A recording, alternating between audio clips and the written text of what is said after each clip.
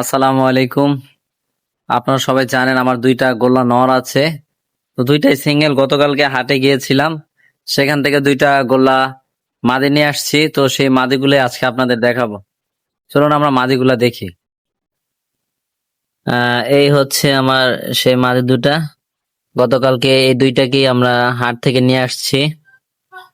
তো মাশাল্লাহ, একটু প্রাইসটা একটু হাই পড়ছে, কিন্তু তাও আমার কাছে ভালো লাগছে, এর জন্য আমি নিয়ে আসছি। খুবই ভালো লাগছে। তো এই দুইটার সাথে কোনটা কোনটা জোড়া দেবো সেটা চলেন আপনাদের একটু দেখাই। এই যে এই একটা নর, এইটার সাথে একটা মাদি দিব। তো নরটা আমার খুবই পছন্দ, এর জন্য এটাকে আর বিক্রি করি নাই। এবং আর একটা নরের সাথে একটা মাদি দিব, চলেন সেইটা দেখি। এই যে এই যে আর একটা নর। তো এই দুইটা নরই আমার খুব পছন্দ। আমি চাইছিলাম যে মাদিটা যদি একটু চুইটাল এবং জুপ্পা মোজাওয়ালা হতো তাহলে আরো ভালো হতো।